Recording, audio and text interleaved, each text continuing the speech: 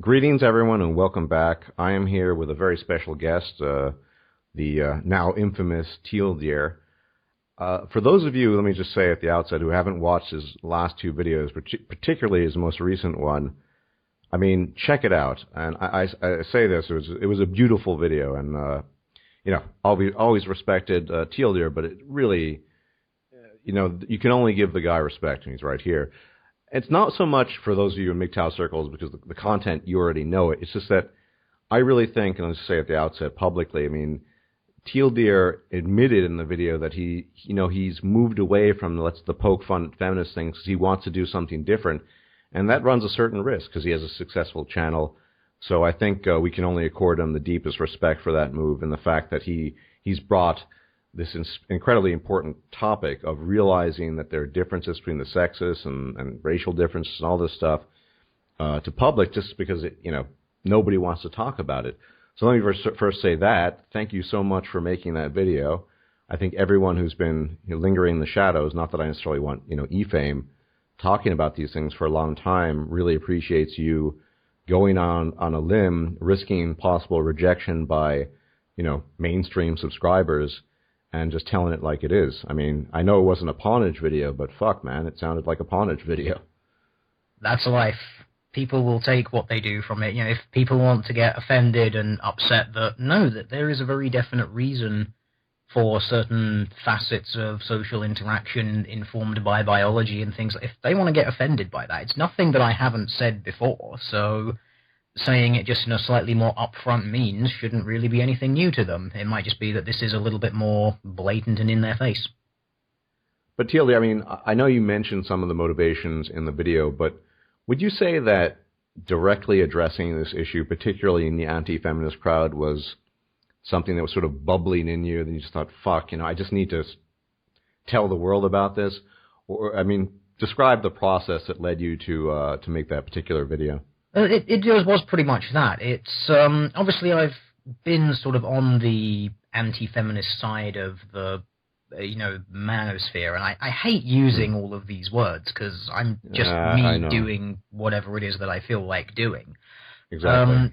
But I've noticed within it there's a very distinct series of patterns emerging. Now, this might just be because, as you've pointed out on your channel numerous times, humans, we're naturally pattern-seeking creatures. We like to try and find order where there is no order and reason where there is no reason.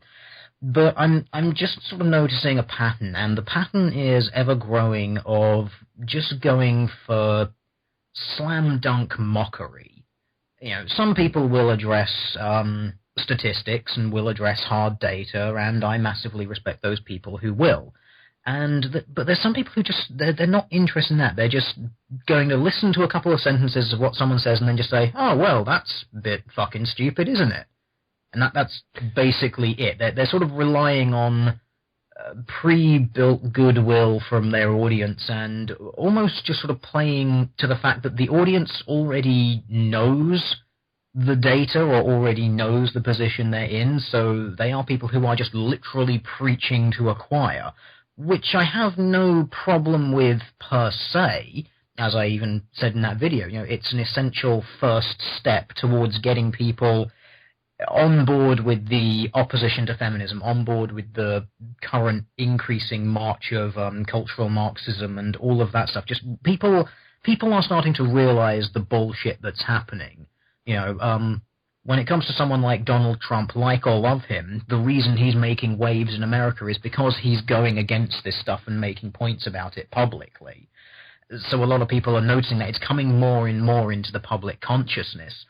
But as that rises up, I think people are going to want to and need to understand where all of this is stemming from. And they're not going to get that from just dozens and dozens and dozens of channels basically saying, oh, this is stupid and we know it's stupid. It's like, yes, we know it's stupid, but where is it coming from? And that's the answer that I want to sort of start trying to get out there. It's not something social. It's not something political. Yes, those are massive factors, but there is more. Let's now look at the more. I can't help but think, with you having said that part of the flaw is just sort of the inherent nature of YouTube being essentially an entertainment format above all else, which is to say, whatever the genre of entertainment, be it, anti-feminist slam dunks or commenting on the quote-unquote saddest girl on the internet, or even, what's the most popular game, let's grow our gaming channel that way. That seems to be the predominant format. I mean, there's the odd guy that, does proper whatever. But even when it is some sort of, a channel about history, it really has to have, it can't be the dull, dry lecture, which people, I imagine, hate. It's got to have the flashy animations and graphics, and I think it's an inherent flaw of YouTube. I mean, yeah, that's at least my thoughts. I just see, we were just talking about CS MGTOW, that fantastic video of his where he compares the 4 different models, and that is just, that's an amazing video, but it's probably never going to get that much exposure because it's maybe too methodical. It's not entertaining. It's not flashy. I think that's a part of the problem is that format that we have at YouTube is just entertainment based. That's what it's there for.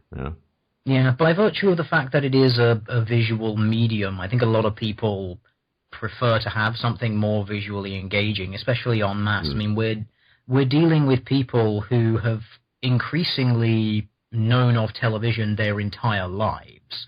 There's very few people on YouTube at the moment who remember the times when, there was one television on the street and everyone would have to go around to that person's house. There's just no one like that. Most of the people on YouTube grew up with a TV in their bedroom from the age of about 3. Yeah. So this idea of doing your content more sort of radio style, even though that is what I tend towards more on my channel, you still need something on screen for those people, I think, because they're just so used to it. Yeah.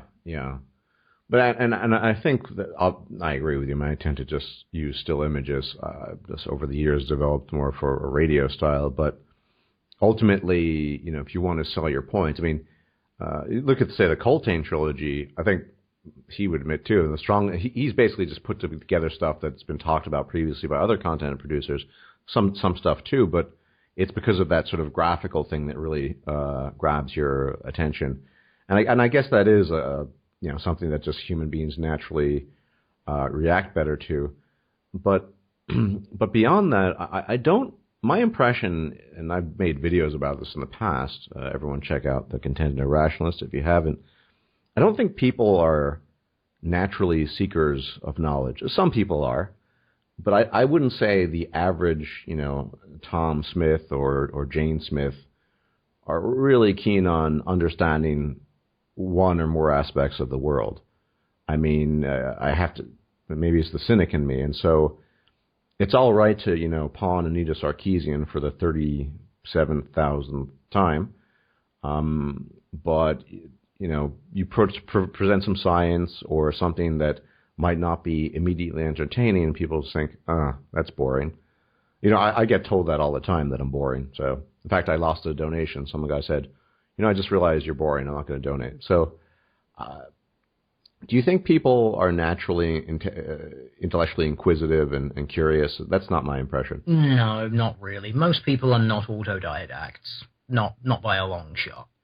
But I do find people they like to learn things and they like to know things, but they don't like to actively seek it out for themselves, and they like things in sort of short, easy bursts. This is why Facebook feeds like I fucking love science exist. It's why things like ASAP Science are really popular, like Vsauce and things like that. Short science that's reasonably in-depth, not massively, but it's got a bit of science. There's a lot of, sort of pseudo-intellectual waffle padding it out to make it sound really flashy to appeal to sort of the average person, which I don't mind because it puts it into a sort of nice, easy-to-digest for the layman term. But that's why that sort of stuff is popular.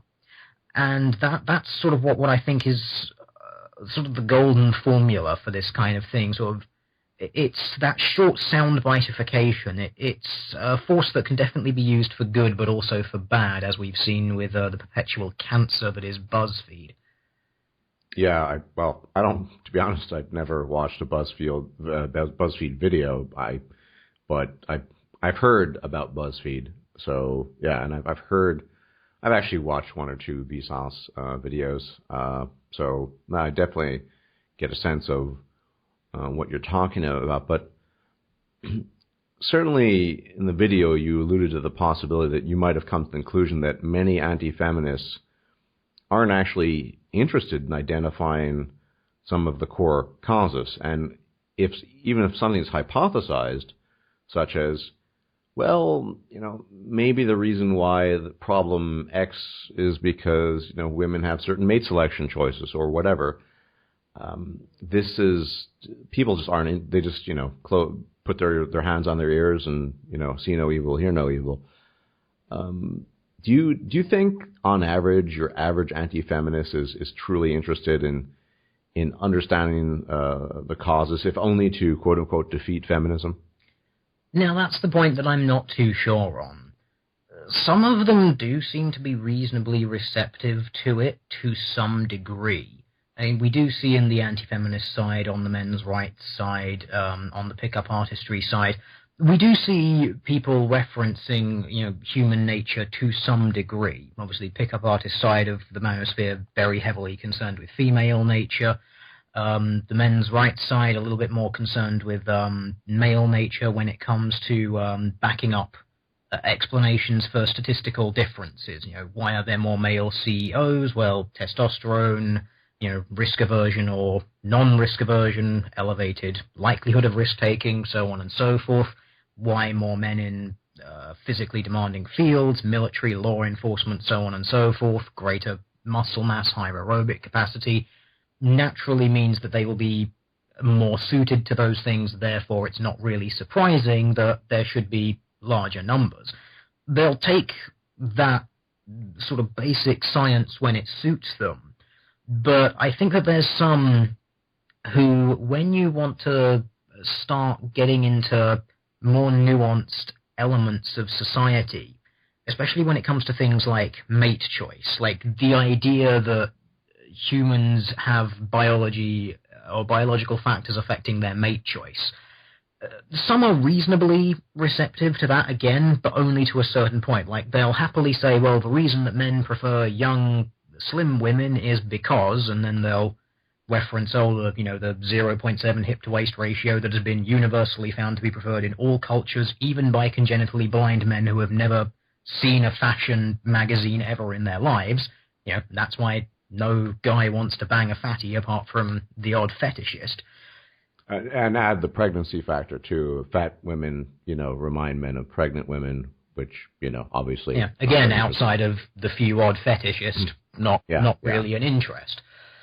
But then when you sort of really get into it and you start saying, well, maybe there are factors like this that also affect women in regards to who they want to be with and how they select that person, suddenly that becomes a little bit more touchy for some of them. They don't like it, and they especially don't like the idea that if there are women selecting certain things in men, and there are men selecting certain things in women, that there could be a pattern across both of these things, and that maybe because everyone is adhering to those patterns to a greater or lesser degree, or at least the majority of people are adhering to these patterns to the greater or lesser degree, that greater or lesser degree of adherence to that basic list of criteria or basic list of desires might possibly manifest in how society came to be.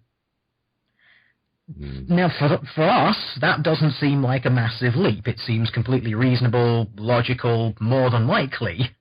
But for some people, that's just... It just doesn't click right, and I can't understand why. Yeah, I think... the simplified answer, I guess, would be the golden uterus. People react viscerally negatively, usually, when you have anything that could be perceived as possibly negative or somewhat less than positive when you talk about women. I've even seen this happen to Karen Strawn. This is a couple of months back. I did a talk with her, and we were just talking, very frankly speaking, about certain things regarding male and female relations, and she even got the insult or the claim of, "Oh, you're just as bad as the feminists." I think that this visceral reaction, it's a biological thing, but it's been sort of socially codified. So people just instinctively just think, "Oh no, you can't say that." And we're also used to just saying, men are stupid. We can make all our man jokes and whatever. But I don't know. In my case, I have no problem talking about it because, frankly speaking, I'm not invested in, pleasing women necessarily. Well, to be frank, I don't care about random women just because they're women, if I'm honest. I mean, I know that's what I'm quote-unquote supposed to do, but I don't. So I'm not interested in whether or not, it hurts somebody's feelings. And I get the feelings the same way with you. I mean, you are a scientist and you're trying to understand the world.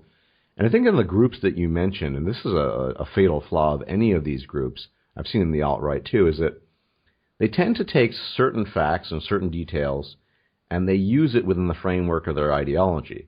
You see the pickup artists, the men's rights activists, I noticed in the alt-right, I mean, they love talking about racial difference, particularly IQ. But they don't do it because they're, trying to optimize the world or improve iodine deficiency in Africa so, Africans can have somewhat better. They're not doing it because of that. They're doing it because they're ideologically driven. And I think that's one of the major, blockades with all of these groups. On the other hand, you get someone like Sargon or any of these well-known anti-feminists, and they typically just say, it's all politics. And I think, frankly speaking, nobody wants to assign any responsibility to women.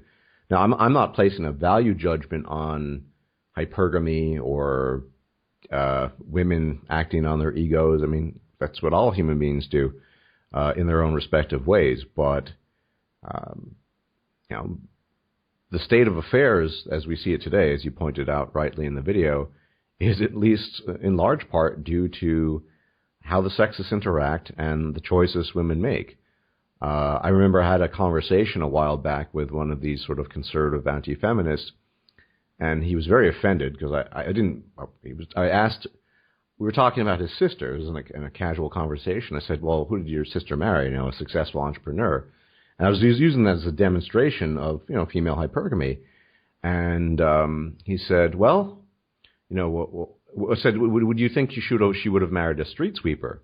And then he said, "Well, would you marry or date a street sweeper?" I said, "Well, if she's hot enough, I'd date her, I guess."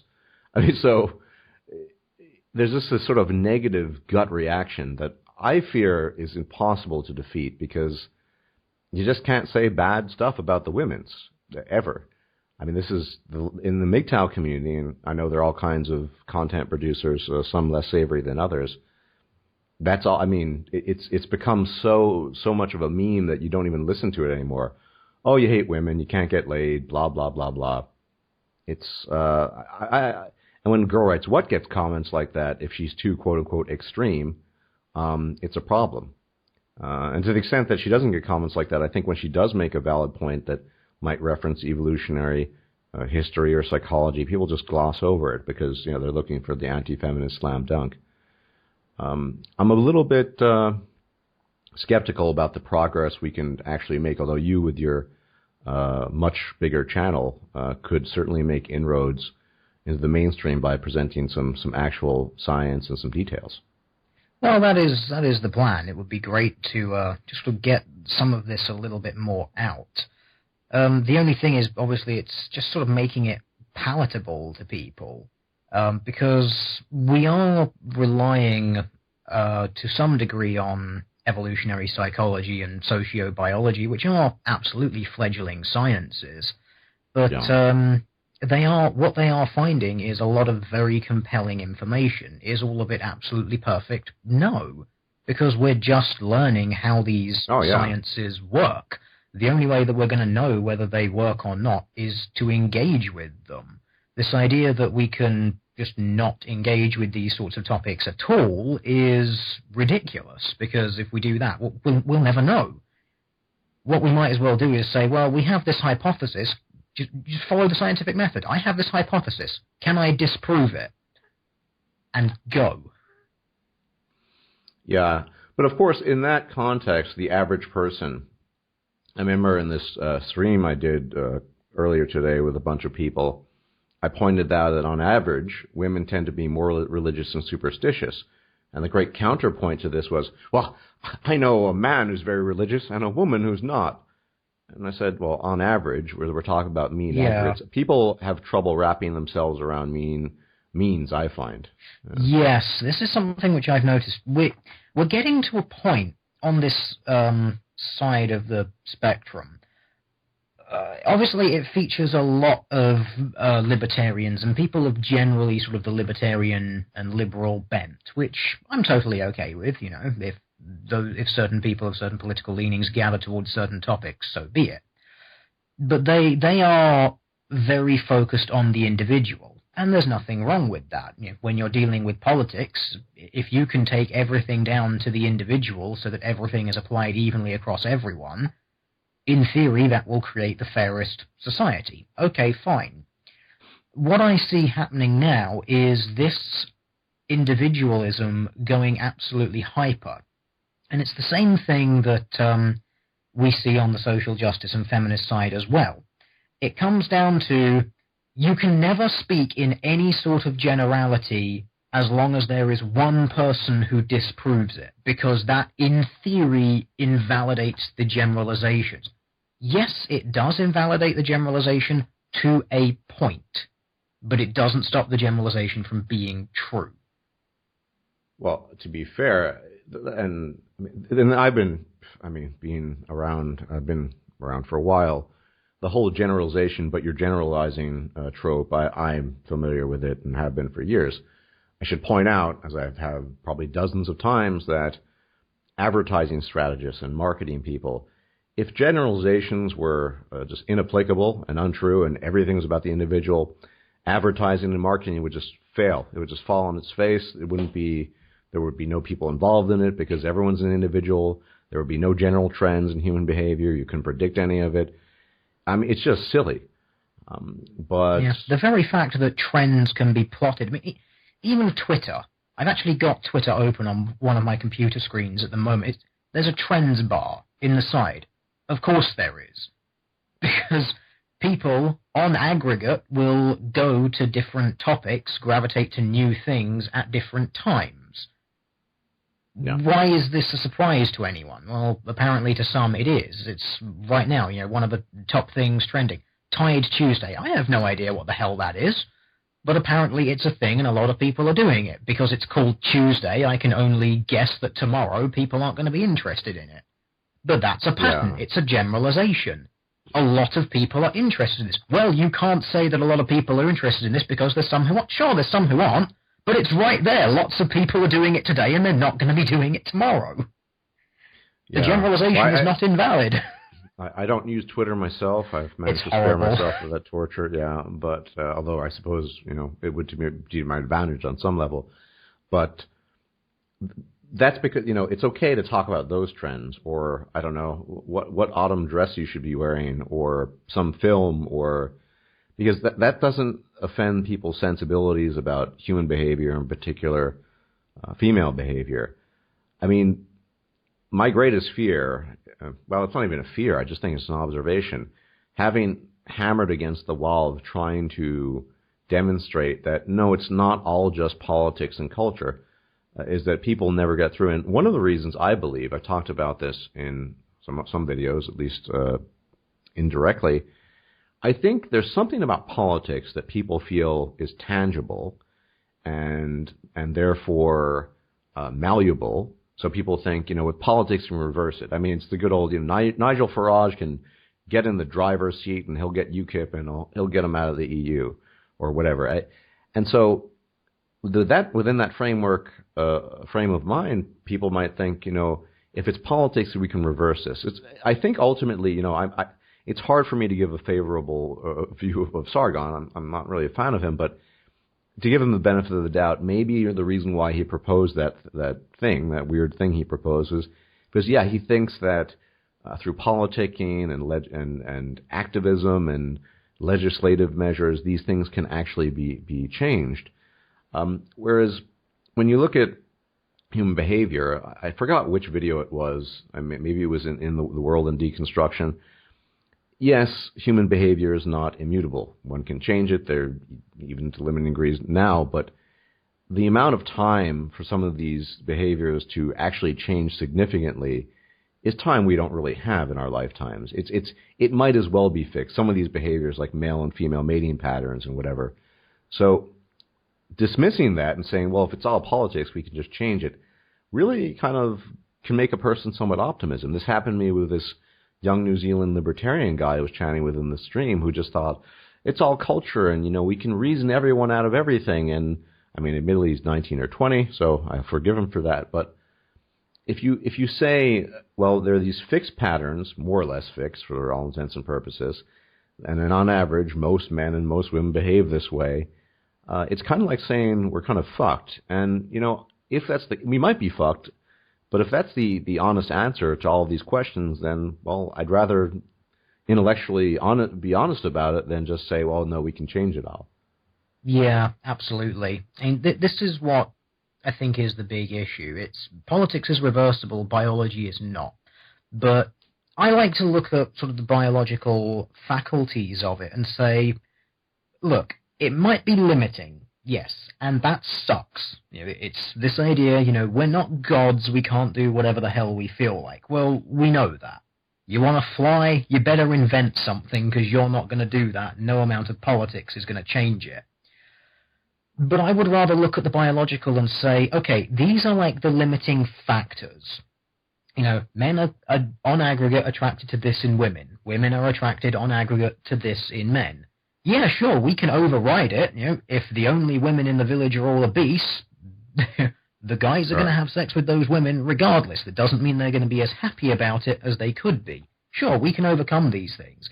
But it's a way of optimizing. That's sort of what I look at when it comes to the biological. It's like, can we look at these things and say, okay, we must operate, or we are inclined to operate best within this threshold. When we go outside of this threshold, it's like medicine.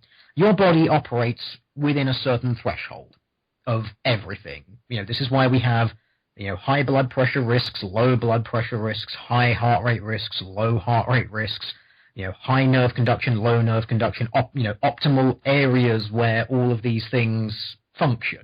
And it's when it goes outside of these thresholds, we start looking at it and saying, okay, this can start being a problem. That's sort of how I look at the biological faculties when it comes to behavior. It's like, okay, there's this area where it's optimal, outside is suboptimal, and the further away you move from this threshold, it just doesn't work as well. So I don't see it as being a sort of negative limitation. I see it more as being a honing process. But maybe that's just me being the optimist on the issue.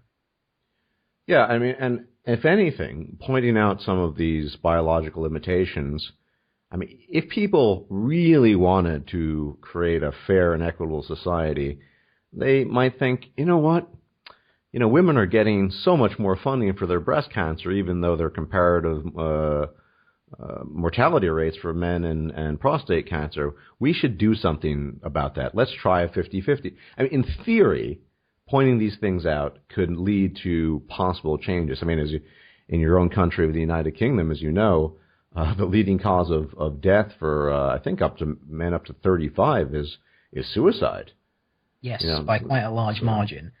Yeah. In some ways, it's a bit of a misleading statistic because, well, if they're under 40, what else are they going to be dying of? But still, it's a very large number. From a ghetto neighborhood in the United States, gunshot wounds, but you don't have that quite as bad there. But yeah, no. To be fair, yeah, that's absolutely true. But the fact that so many men are doing that, I mean, you could point that out and say, well, maybe we could do something. But I think society's unwillingness to examine that, as you pointed out in the video, oh, there's a female spike in suicide. We need to do something about that. It's pretty. I just don't know. I don't know if it's actionable, but I know for me, ultimately, it's just about the understanding. Because I don't think we can actually do very much. I think we're going to be stuck in this gynocentric society, and I don't think we can change very much. But probably you're similar in that you hate untruth. You hate it when people obfuscate and aren't willing just to examine things as they are.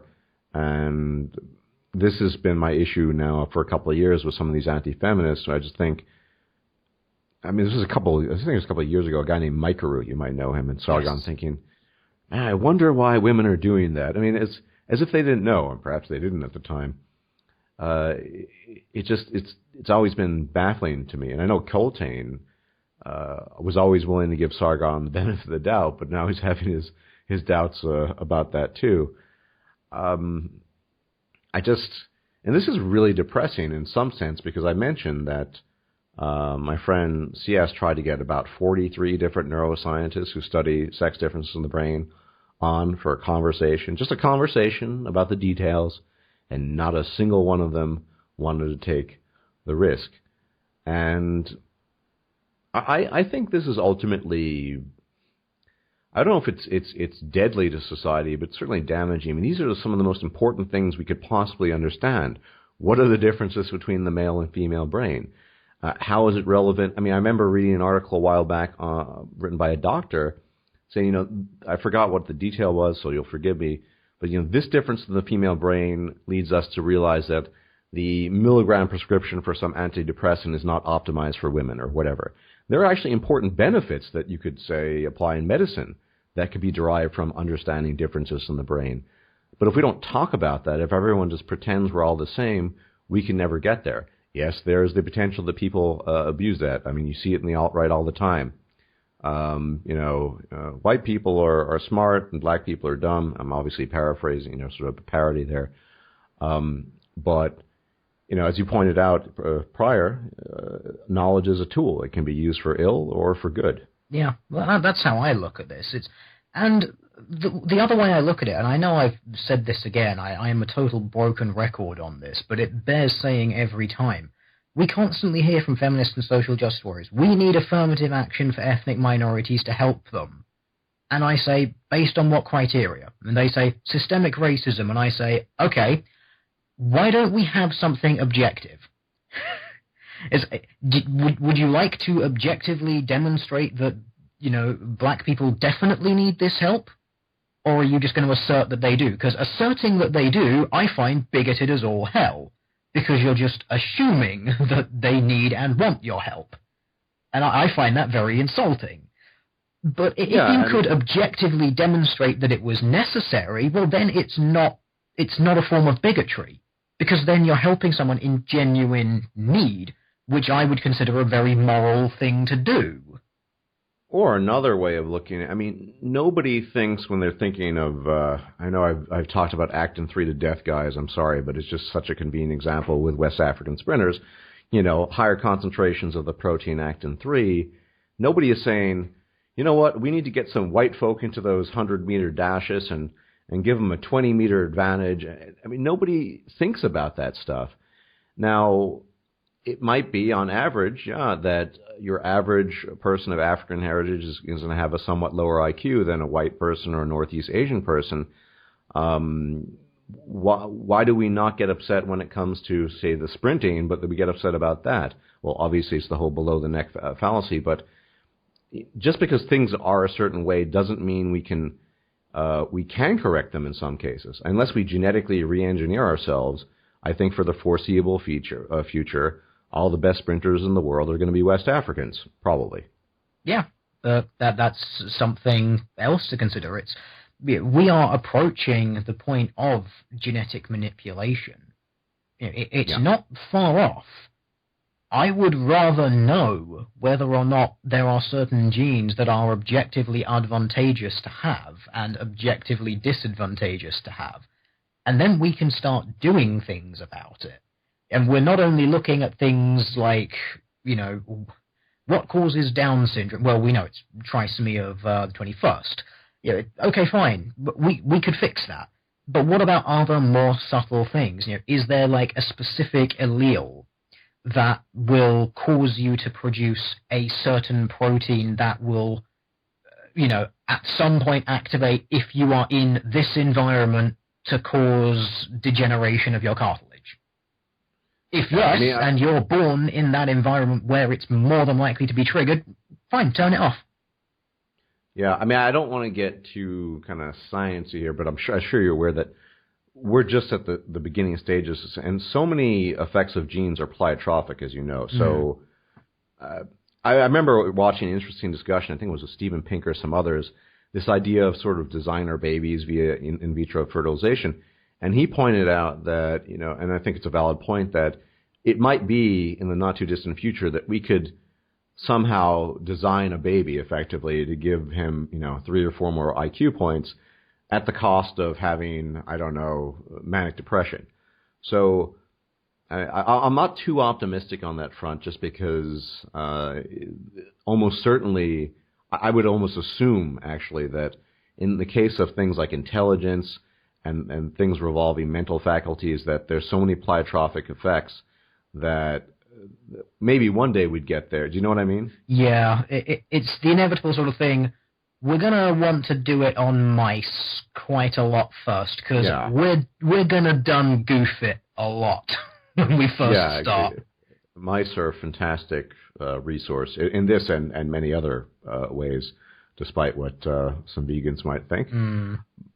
I'd rather do it on them than people, but that's because I'm a disgusting carnivorous whatever insult they'll use.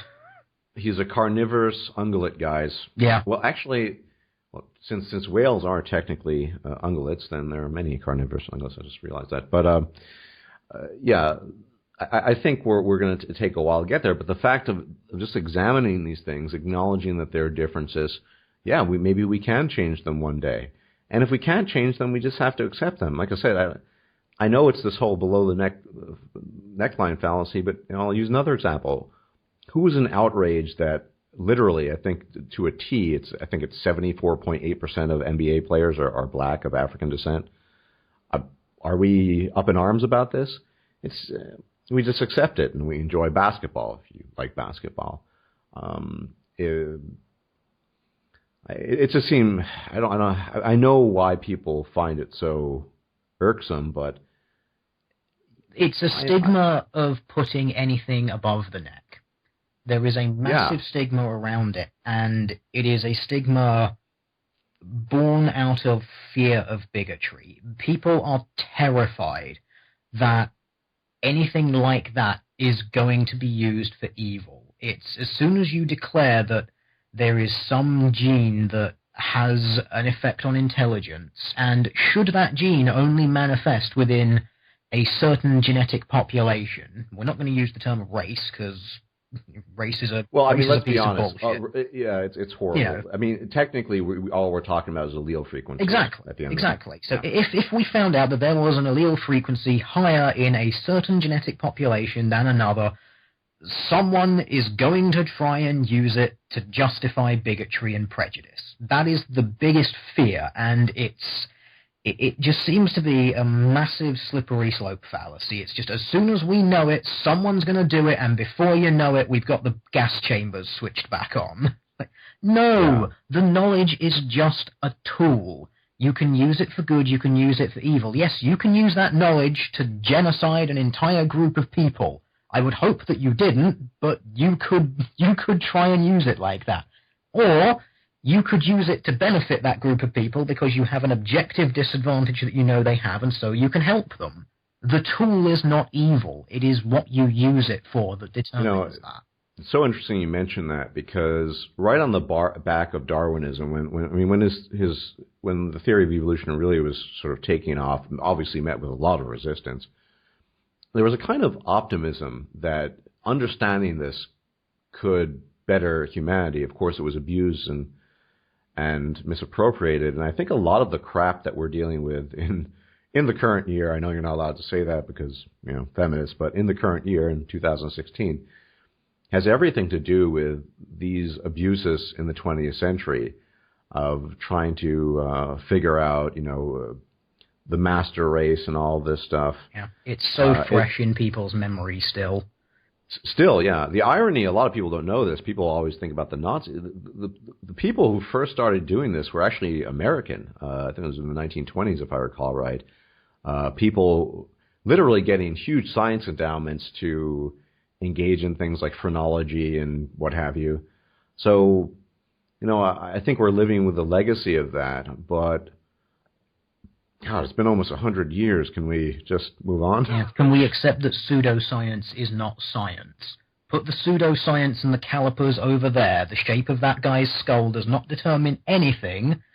Let's look at what's inside. That's what matters.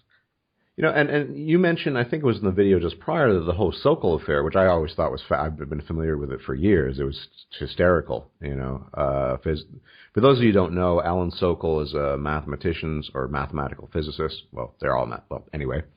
I think he's still at NYU, I'm not sure. But this took place in the 90s. And he wanted to form a kind of pushback against all this sort of postmodernist garbage that has ruined the study of literature.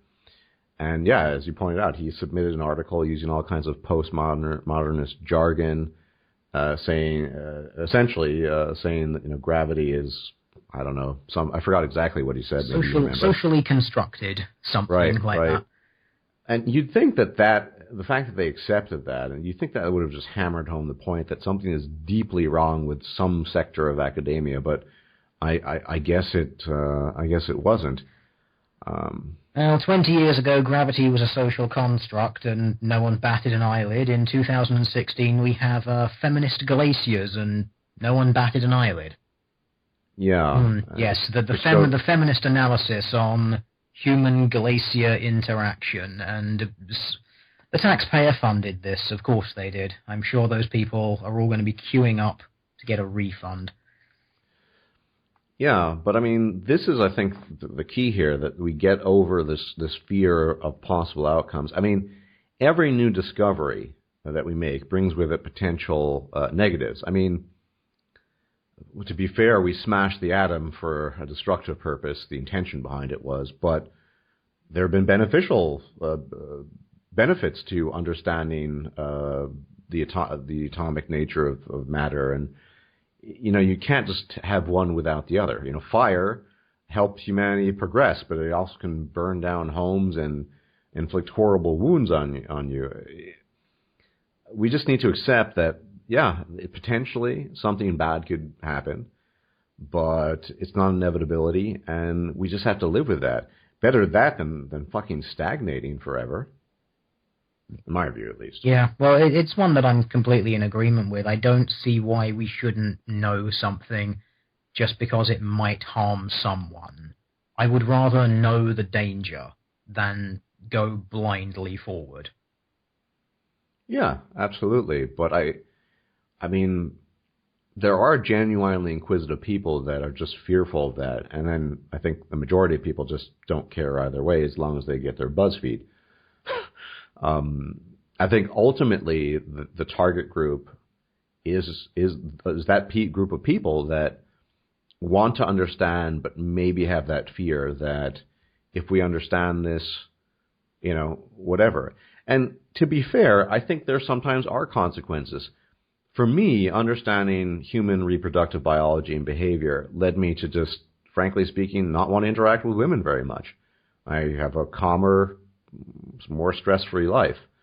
Now, that to some people that's going to be a bad thing. For me, it's a good thing. I mean, you obviously draw conclusions from certain things and understanding this stuff, but I think different people react differently, and we really need to. The people who actually want to understand, but are afraid, I think those are the people that probably are most important, not the average BuzzFeed watcher or the guy who thinks Armored Skeptic is amazing because he tore Lacey Green a new one. Absolutely. And this is sort of the point that I want to really try and get this stuff out here, because within this anti-feminist sphere, we do have people who are completely on board with all of that idea, and then there's a lot of people who just aren't because they fear it. And I think it's just once we get this idea, it's like, no, there is nothing to worry about with this.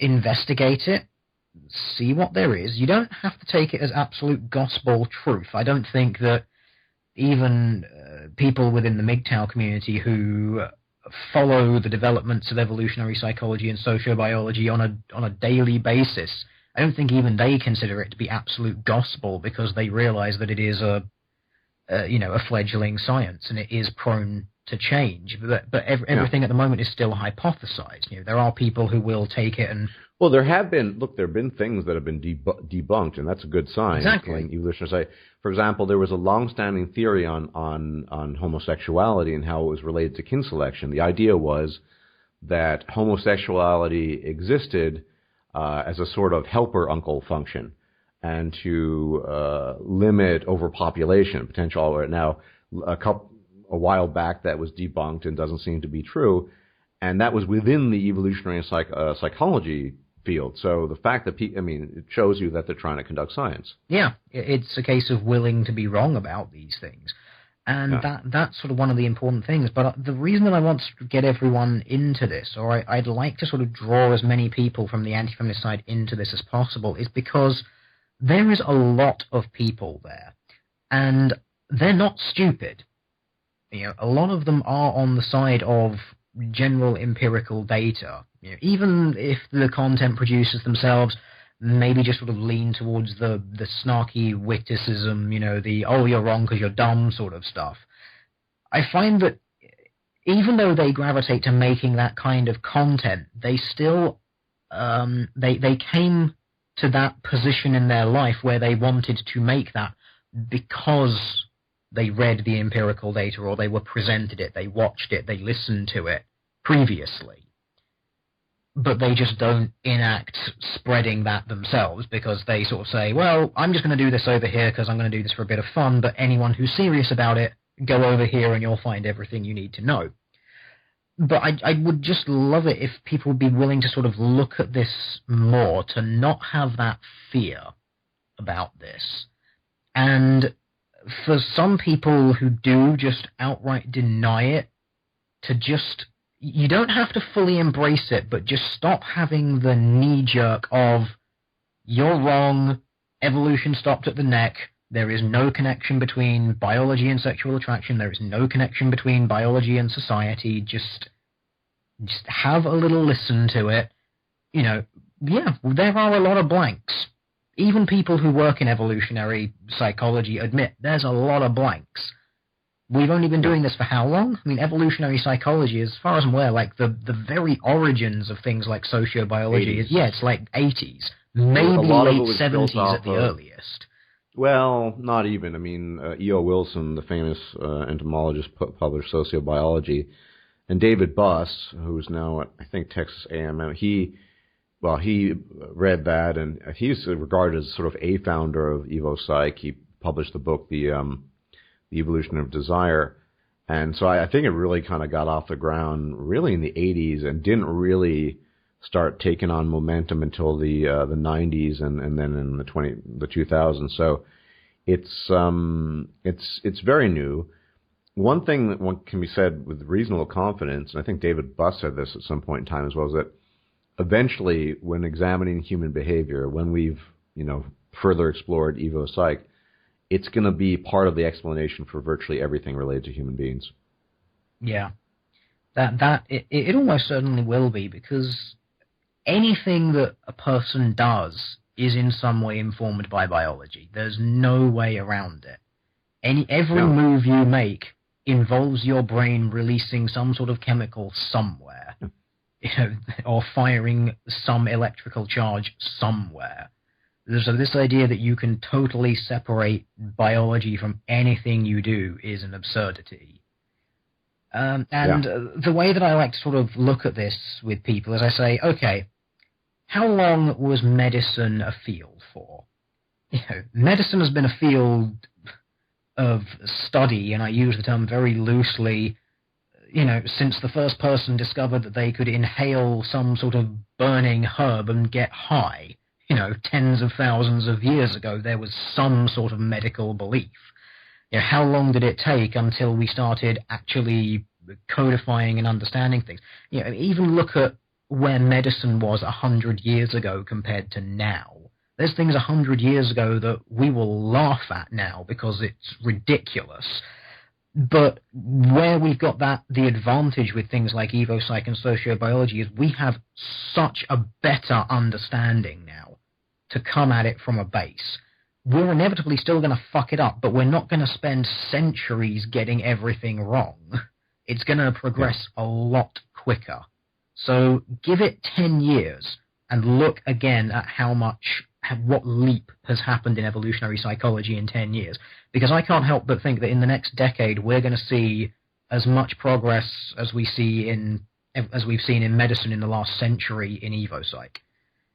Yeah, I would agree with that. I mean, we're quite fortunate living in the time we do. There's just so much going on, particularly in science, and particularly in things like evolutionary psychology. I have a friend who's a geneticist working in the field of longevity. I'll just I'm eventually going to be talking on this, but, they're making progress there too. I mean, for example, it seems, and it's tragic, that aging, which is essentially just, as you obviously know, the cells not being able to repair themselves anymore, that's kind of a mammal-bird problem. Reptiles don't have that problem, fish don't. And some people propose that it's a spandrel. They still need to test that. That it just sort of we got unlucky as mammals, for example. There are just so many fields that are opening up. You can almost be optimistic, at least. Will we one day be able to turn off, or whichever allele it is that says, no, your telomeres will degrade, as opposed to just reproducing like the rest of the cell? Yeah, maybe. Yeah. At which point we'll live forever, and then overpopulation will definitely be a problem. But, well, that's life, I suppose. Incidentally, I don't mean to bring him up directly, but Sargon did leave a comment on your video, and I'll quote, "I have no contention with what you say, but is it actually something that can be used? And what way do you think this information should inform arguments against feminism?" To me, I think you kind of laid it out in the video, did you not? Feminism is the ultimate, female sort of power trip. Yeah, it's kind of the embodiment of it. And yeah, I know, because there's some other people who asked that as well. There was someone, I can't remember who it was and what their comment was, so I'm going to have to paraphrase, and if they should listen to this and I get it wrong, I apologize. I'm just going on what I remember. It was something along the lines of, okay, it's great that you think you have this answer, but how is this going to fix anything? So how is it going to change anything? So, well, I don't necessarily expect it to change anything. But if nothing else, if we can demonstrate this to have any truth to it at all, it's something that you can then be consciously aware of. And once you become consciously aware of it, you might be able to sort of rein it in. It's like in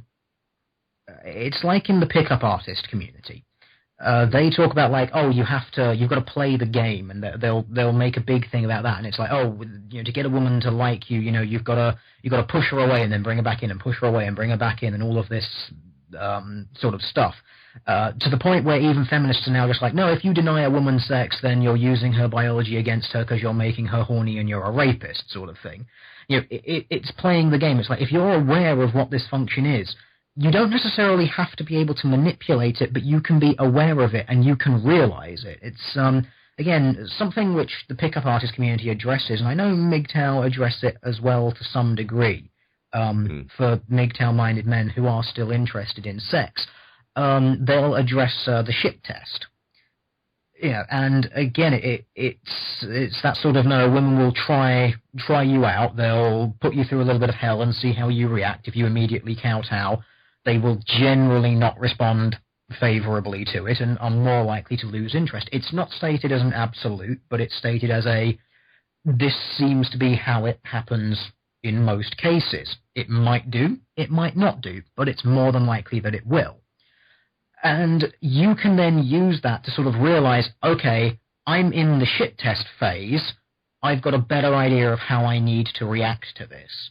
And that's sort of how you can use it. If you realize that people are more inclined towards an attitude where they want to favor a woman over a man, and you're in a court case, you can, as someone on the jury, you can look at that and you can say, oh, well, was it really that bad? And you can still go, no, wait, was it?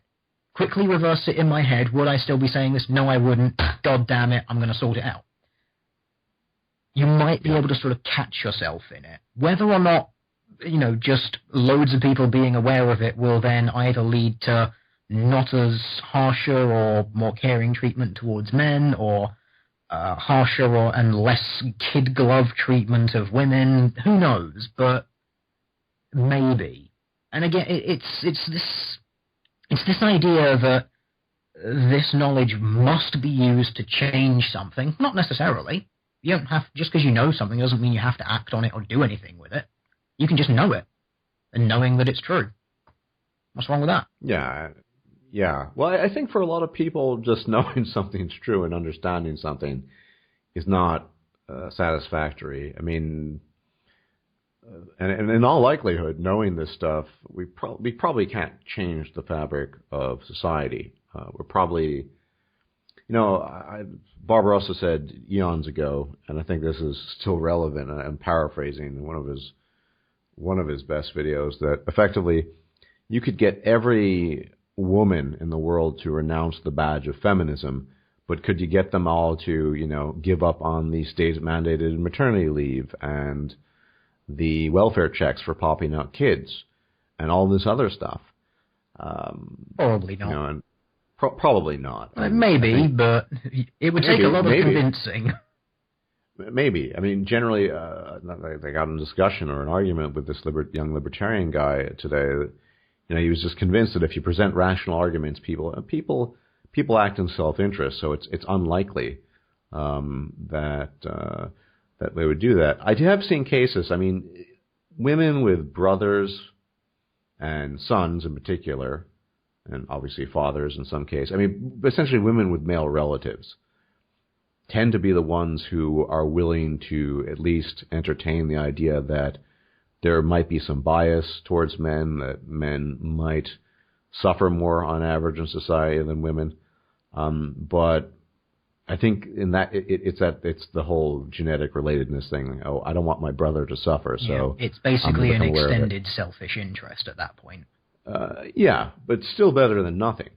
I mean, I think Karen Strawn has admitted, I don't know if she's admitted, but I said this to her, and I don't think she has a problem with it. The fact that she has two sons is a strong motivating factor in the work that she does.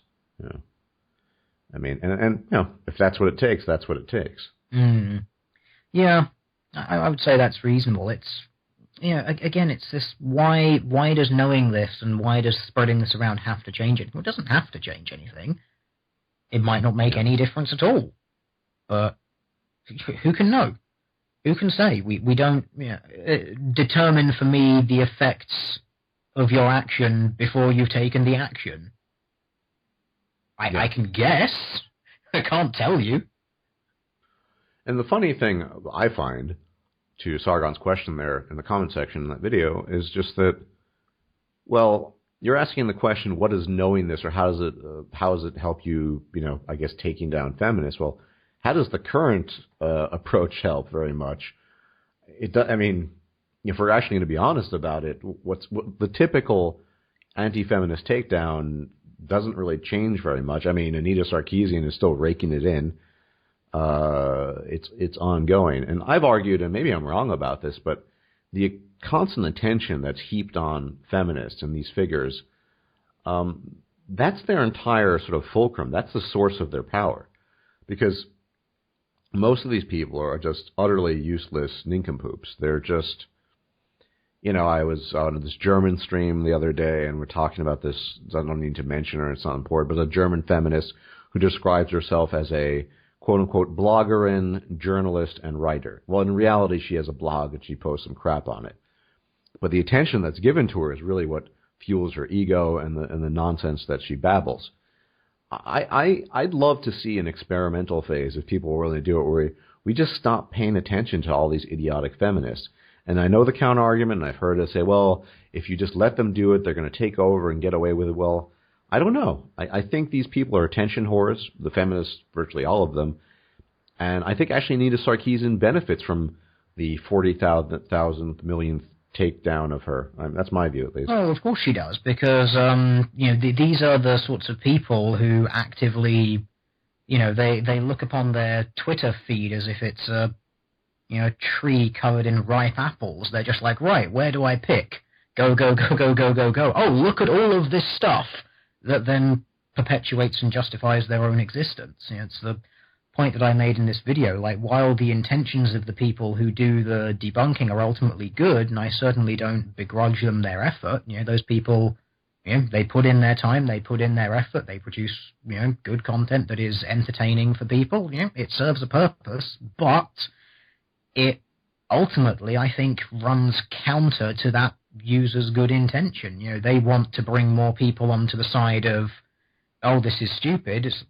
But when all you're doing is saying it's stupid to someone who's blatantly being stupid, someone outside of the situation just sees two stupid people being stupid together. It's not going to sway anyone. Yeah. I mean, I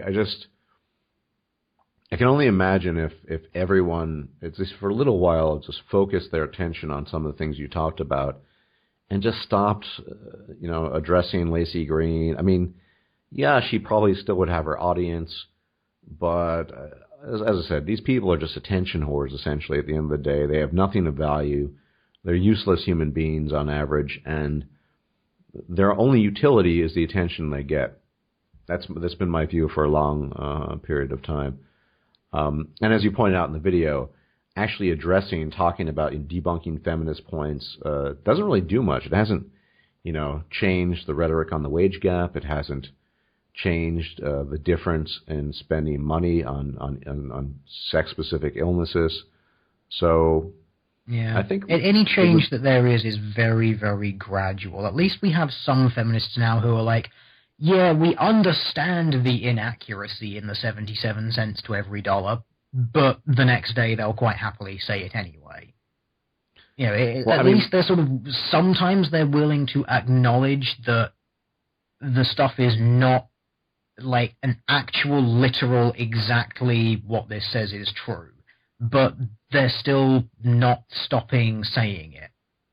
Like the 1 in 5 figure, it's been repeatedly shown, and some feminists will be like, yeah, okay, we know that we're just including anything that was drunk or anything that was drugged, and people can and do have drunk sex totally consensually and drugged up sex totally consensually, and they don't care. For some people, that's a little kick up the backside for their relationship to mix things up. It can be completely normal and completely healthy, but they'll glaze over that, and the next day they'll be back to, no, it's 1 in 5, absolutely, totally rape, all the time.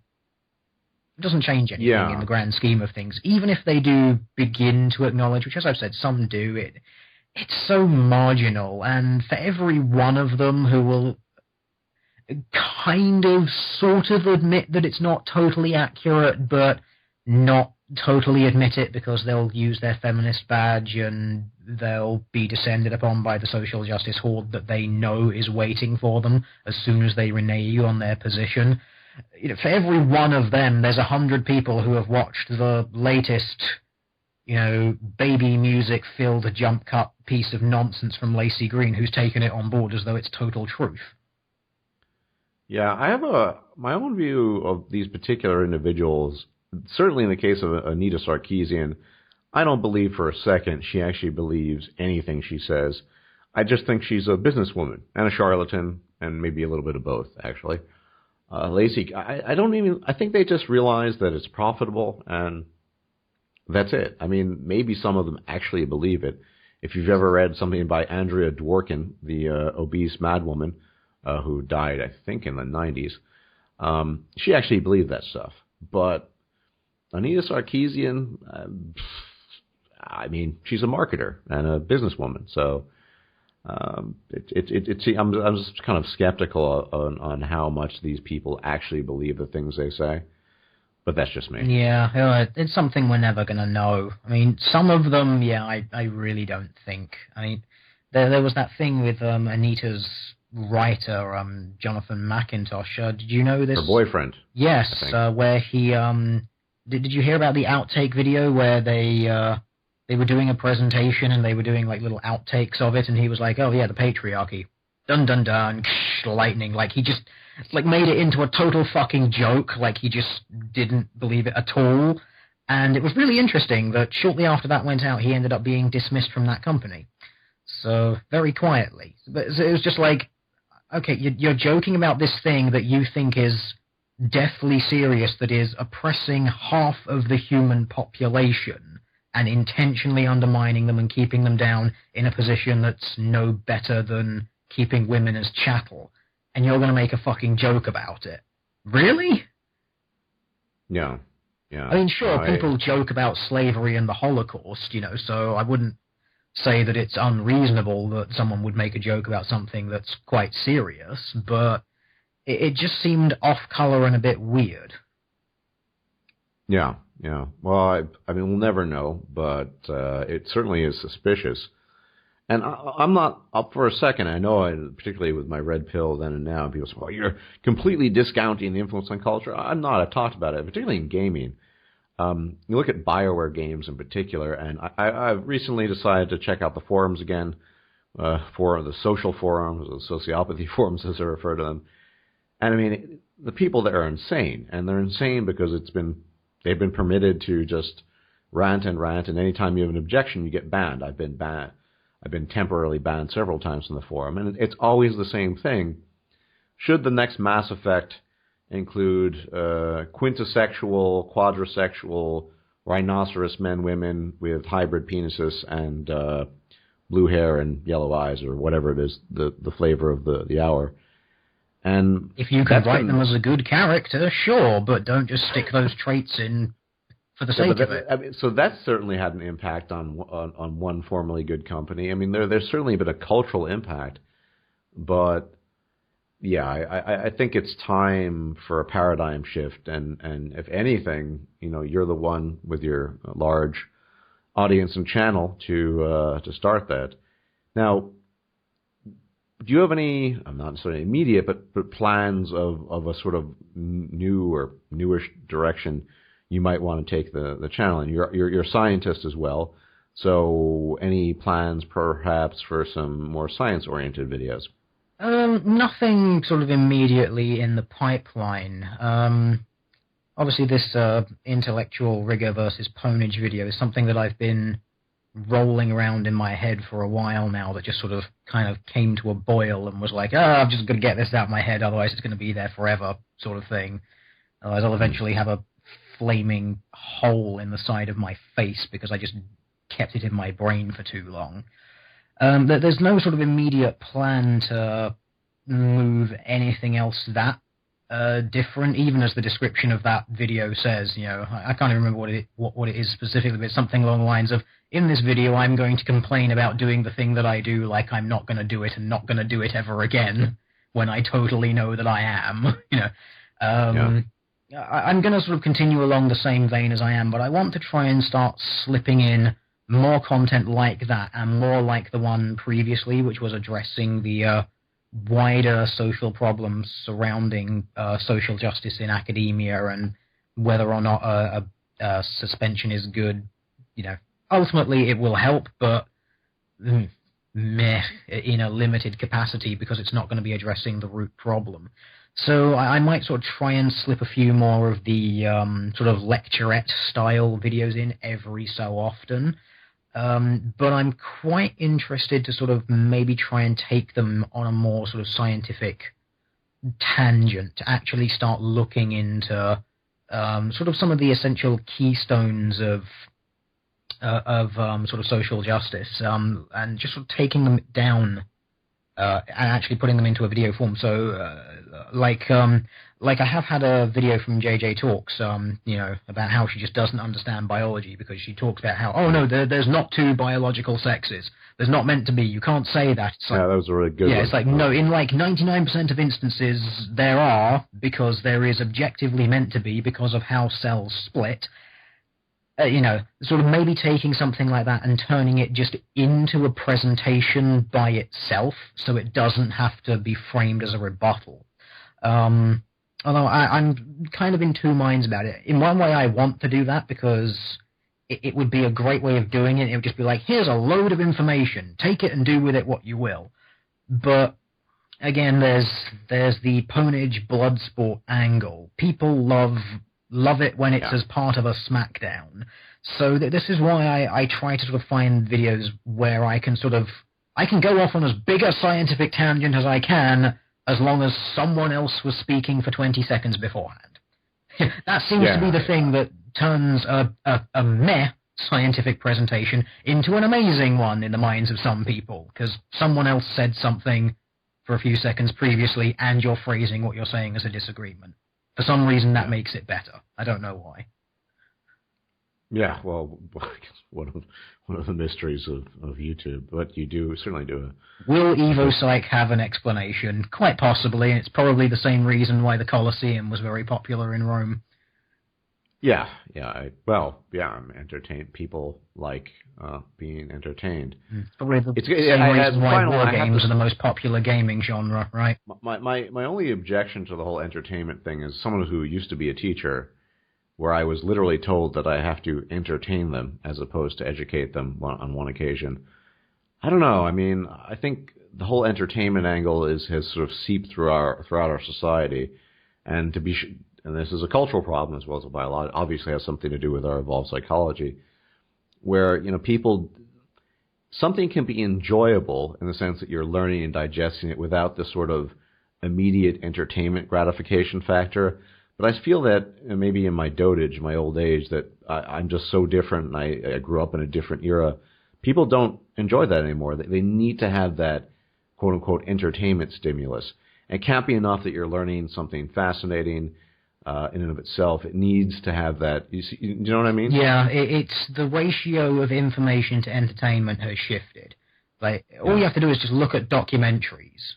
Look at documentaries now to documentaries 50 years ago. 50 years ago, facts.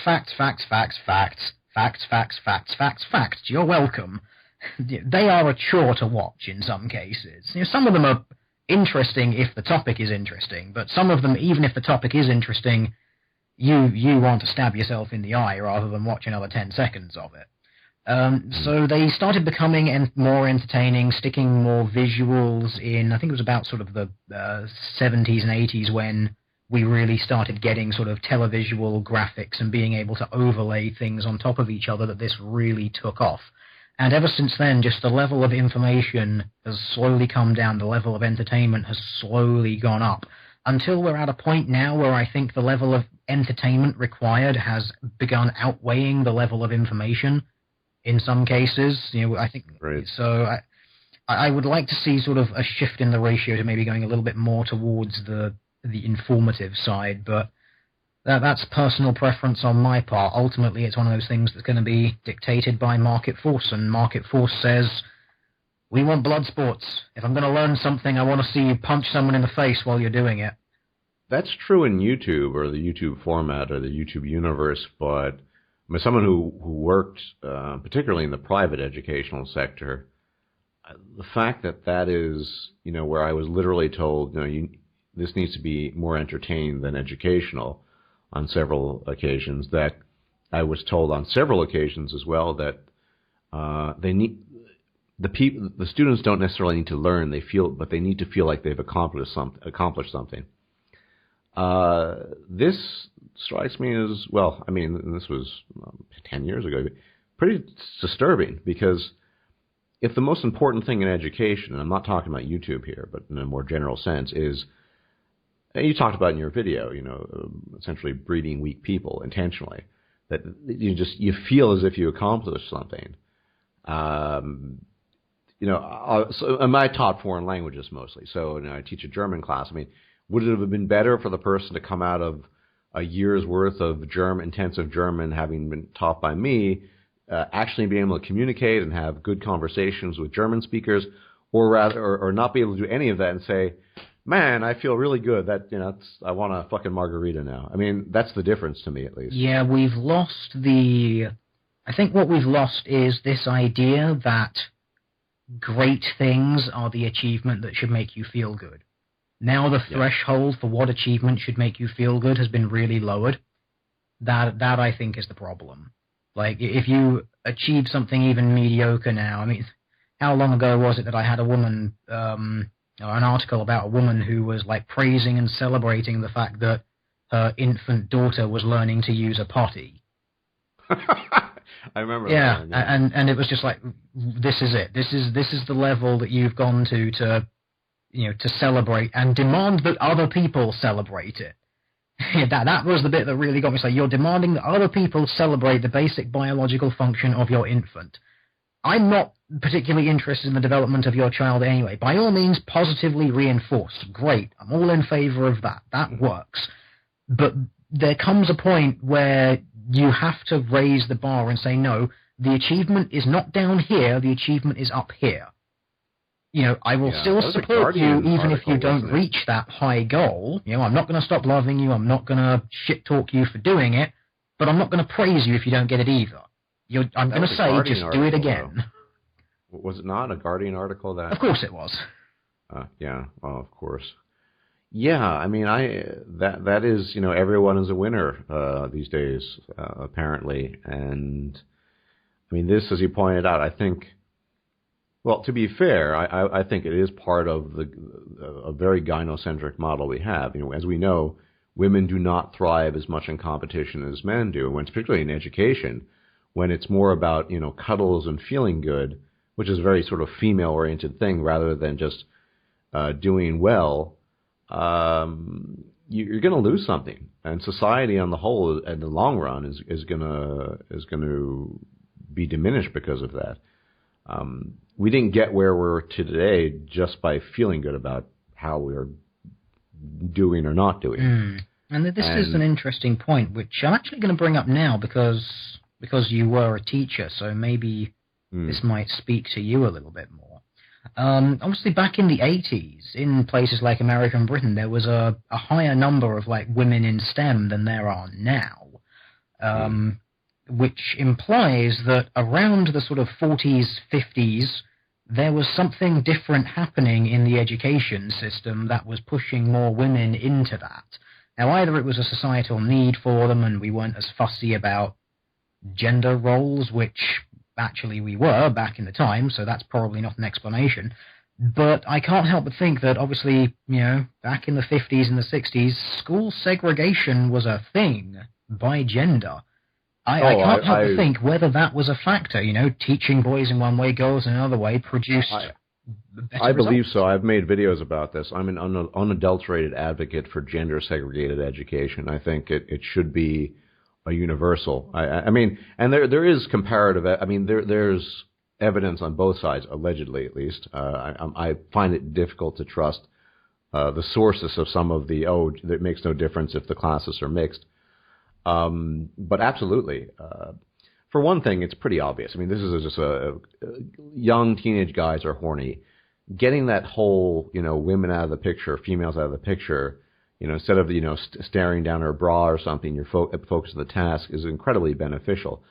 I think it has something to do with that. Men and women learn differently.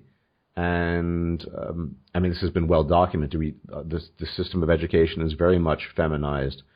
I mean, being told that you have to make people feel good rather than teach them how to do something or understand something, it boggles the mind. I didn't grow up in that environment, although I a child of the late 70s.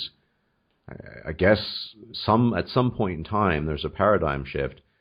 I think it really, really hit hard sometime during the 90s because. As someone who was involved in the humanities primarily back in the day, all my teachers are dead now, my professors, but they were old school, like rigorous, let's look at history rigorously, let's look at classical literature. It wasn't any of this I never learned any of that shit. They were fucking old bearded men, basically. And I think it probably happened in the 90s. There's another thing I think that is interesting that might be related to this, and Karen's talked about this, and I think I have too, that in the most egalitarian societies, you end up getting more of what you would expect. So, for example, in Norway, you get more women getting into things like nursing and social services, and more men getting into engineering. Whereas in societies like India or Bangladesh or countries that are poorer, women are more willing to do things they quote-unquote don't like engineering or computer science, in order to earn a wage. I'm not sure if that necessarily plays into the UK and the British thing, but absolutely the segregation. I've known, having taught both females and males, that I suspect my methodology is much better for males. I'm not very good at making people feel good about themselves. What I used to care about as a teacher, and why I ultimately quit, is transmitting knowledge, which in my case was both English and foreign languages, to the best of my ability, making it understandable, teaching them the systems, the patterns, etc. That's what I was good at. But instead of that, I was told, you need to make them feel good, make them accomplish things, and I eventually quit, primarily because of that and some other reasons. But I think it does have something to do with the different learning styles that are inherent to both men and women. And I do think we should go back to gender segregation. But the funny thing is, Teal, I know in the case of the States, there are far more all-female schools. I'm not talking about universities, and there are a number of those too. But, high school, junior high school, they're gender segregated. But people just flip out at the idea that there should be more male ones. Oh, that's horrible, as usual. But I think it would be incredibly beneficial, just because of the different learning methods, the lack of distraction. And you think people would be interested in this because, everyone's supposedly worrying about the male lack of achievement in academia and what have you. But and it could be a very important tool in correcting that. But I don't see that happening anymore. I mean, can you imagine somebody saying, "Why don't we try this out for a decade or so and see what happens?" I mean, just publicly coming out. I think they would be they would not last very long, particularly as a politician. No, I think they'd suddenly evaporate off the stage, hurled several miles backwards by the resounding chorus of the chant "sexist." Yeah. It's and it's horrible because traditionally, I mean, you can't really long-term have a functional civilization or society without male contribution, because at the end of the day, you lose the infrastructure, you lose the things that make modern civilization. And by alienating men, in the sense of, particularly in terms of education, not catering to their particular style or inclination in learning, you're ruining everything. I mean, women are not going, especially when they have a choice, are not going to become electricians or chemical engineers. It doesn't interest them. And I don't see, in a modern, comfortable society like Britain or the United States, necessity, quote-unquote necessity, forcing them to take those kinds of jobs. But with fewer and fewer men even wanting to go to university or bothering, as you point out, a lot of them are pursuing trades. I know I'm just blathering on. I should point out the German educational system is much better than both the British and Americans. As you mentioned in your video, in Germany, even to this day, no one ever thought that everyone should attend university. In fact, it's very common just to attend a trade school to learn something like carpentry or become a plumber. These can be quite lucrative professions. So that's certainly another element. Not everyone needs to go to university. Indeed, not everyone's fit to go to university. I used to work in manual labor. I worked with fucking total dullards to some extent. I mean, these people were just dumb as bricks. I mean, some of them were nice, some of them weren't, but they were not that bright.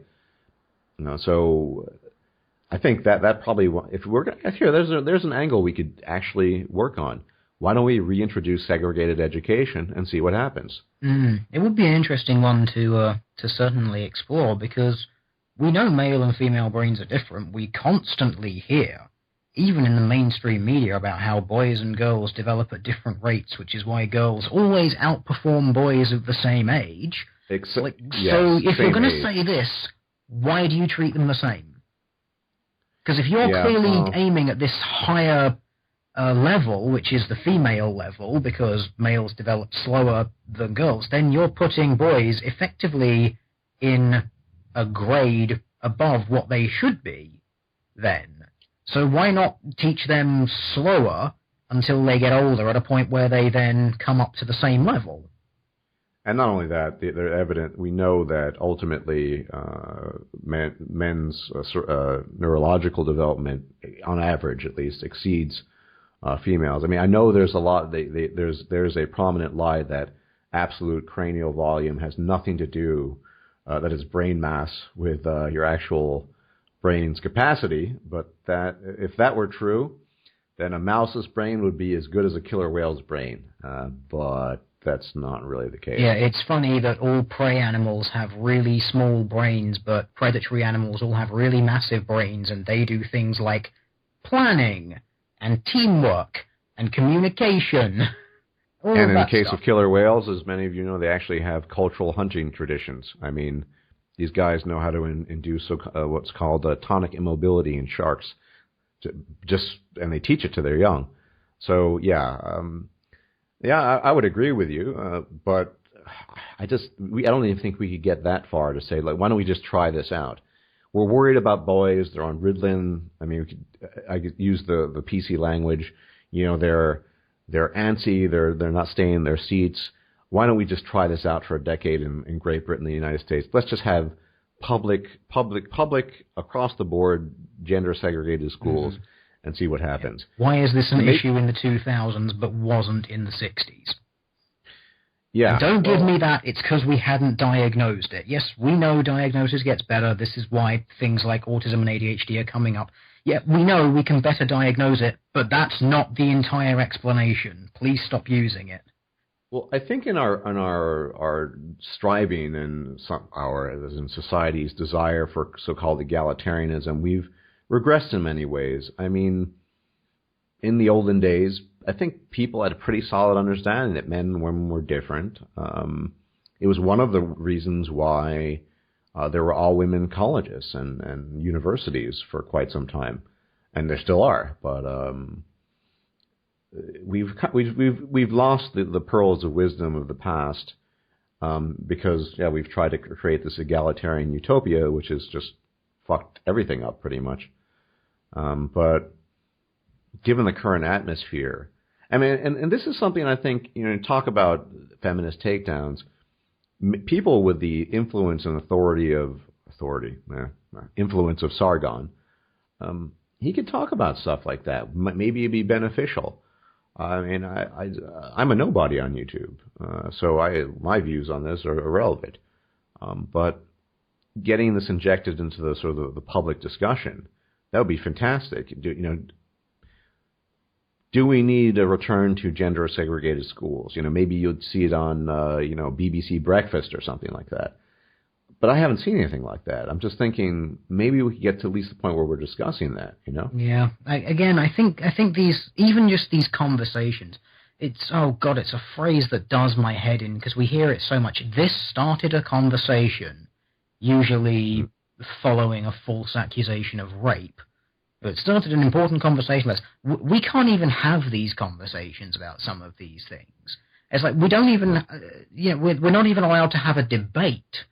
Not even like in some hall of academia where this is all hypothetical. No one is even proposing this as a thing. We are just going to hypothetically look at some empirical data and build a case for it. No one is even suggesting it vaguely. We can't even do that. We can't even talk about it in the hypothetical. We have empirical data, though. We know for the past 2 decades in particular, boys have been falling behind. They're not, attaining as much in terms of education. Look at the percentages of women attending university. Never mind their largely useless degrees compared to men. We know something's going on.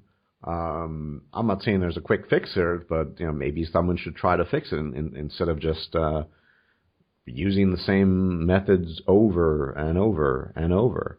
Something about the definition of insanity. Yeah, I just there's an identifiable problem that has been talked about in the mainstream, namely boys' so-called lack of achievement in academia and education. Well, why not try to address it? I mean, you can talk. It's always just worries. Oh, boys, this are falling behind, and men this. It's never, well, what could we do to improve this? What could we do to fix it? And this is something that's eminently fixable because, as you pointed out, back in the day when gender-segregated education was just a kind of a given, more or less, we didn't have these issues, really. Not to the degree we have them today. It does certainly present a compelling case to have the conversation, if nothing else. Absolutely, in a public sphere. I mean, people need to understand the stakes here. Men are the building blocks of society.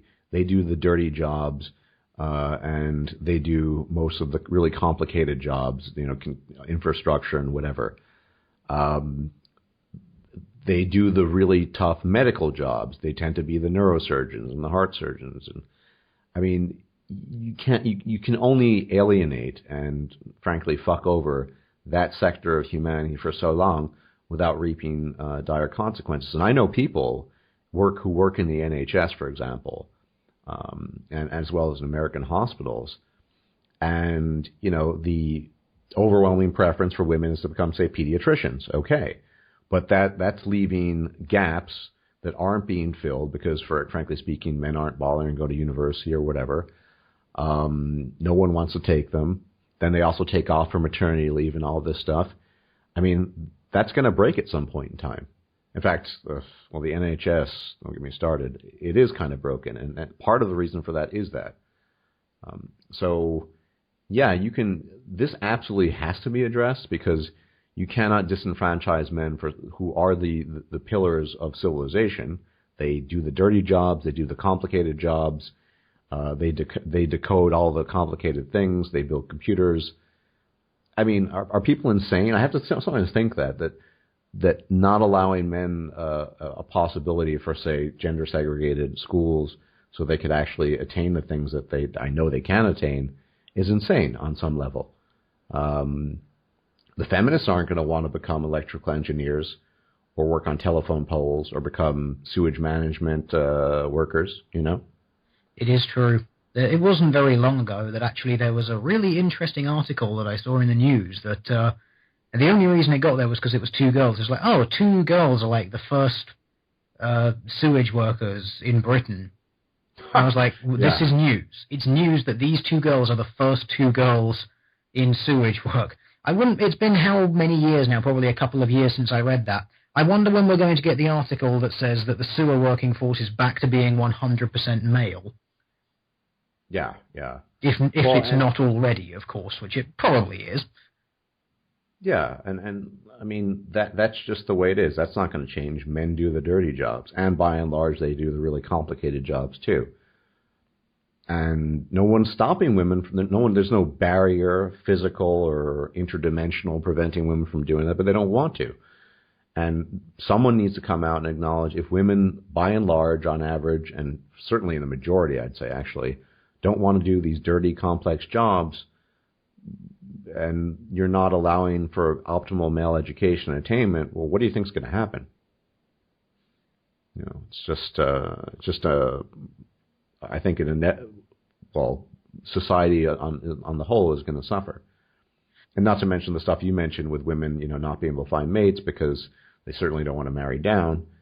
It's a giant mess. Yeah. I mean, these are critically important things, particularly the educational aspect. And maybe I'm particularly invested in this because I absolutely despise just make me feel good kind of shit. That's not how I learned. That's not how I learned critical thinking.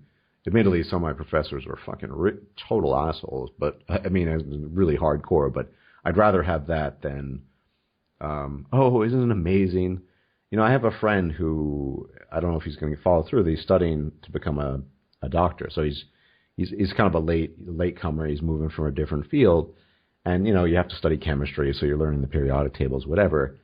And reciting the first row is, oh, that's so amazing you did that. Like, really? it's that this is something I think that's critical and maybe can be worked on and at least can be openly discussed. And so maybe that, this is something that people are willing to acknowledge and talk about. Maybe they don't like talking about the sex differences specifically with regards to reproductive behavior and what have you, but let's at least talk about sex differences in learning. They're all too willing. Did you remember that discussion that Milo, I don't watch too much of Milo, he came on and was talking with, I think it was a female physicist or maybe a physics teacher, and she was going on about how women are more emotive and need, more encouragement when learning and this and that. Okay, that's great. So give them schools for that, and give men other kinds of schools, It seems maddening that it is something that is unchallenged. We can quite happily say that, oh, girls learn like this, therefore our education system is being like this. It's okay, but you have just stated that boys and girls learn differently. You have just acknowledged a difference. Why do you treat things the same when you have acknowledged that they are different? That's the thing that I cannot understand. Well, because the difference only matters when it's a disadvantage to women, of course, or females. So, I think that's the crux of the matter. But gynocentrism don't real, didn't you hear? It's sexist to say that. Absolutely. But I think, and this is a kind of cynical optimism, when we get to a critical point where we don't have, the neurosurgeons and the cardiac surgeons and the psychiatrists who are willing to work with literally insane people, and the sewage plant workers and the telephone pole workers and the plumbers and the garbage men. I mean, sorry, garbage. You don't even think of that, garbage men, right? So when it gets to a critical point, society will have to reevaluate, and for the sake of just maintenance of the infrastructure, I would think. Will it reevaluate, or will it just bring in people from other countries who are already willing to do it, who will be men? Well, yeah, but then, that's just continuing the cycle for a little bit longer. They can bring them in, but eventually, men are men. It's going to catch up. A lot of people don't know this, or anyone who listens to this who isn't MGTOW, and I can't imagine there'd be too many, but most MGTOW aren't like me. I'm just kind of an introverted dude who doesn't really like hanging out with people too much, to be honest, and really has no interest in sex and all that. But a lot of MGTOW are just sort of men who just don't, because of the disenfranchisement factor and the disadvantages and the risks of marriage, that's why they're, quote-unquote, going their own way. But otherwise would have happily gone into the whole reproductive game and had the 2.5 kids and all of that other stuff. So, this is something to consider for people. Yeah, this is actually a point which I did make in one of my videos a very, very long time ago. And it caught a lot of flack, actually, from a couple of MGTOWs who really, really lost their shit over it. And I just said, well, and this is something for MGTOW to consider, what would it take to bring you back? Because there are objective reasons why, you've either gone out of society completely or turned your back on elements of it. I know I have. What reform would bring you back to it? And there are a couple of MGTOW who got really hostile about it, just like, oh, why do you assume that I would have to come back? What is it about? Why are you trying to do this? Why are you trying to bring me back? What, you want me to be a slave? No, I'm just asking, what was the objective reasons that you wanted off the ride? I think that's a legitimate question.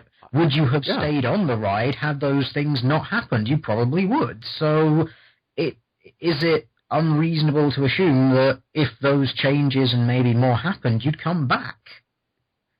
I think it's entirely possible. Like I said, throughout the years, I've encountered a lot of MGTOW who were just, it's just because the playing field is so disadvantageous, and the education, the marriage, the divorce, all of that.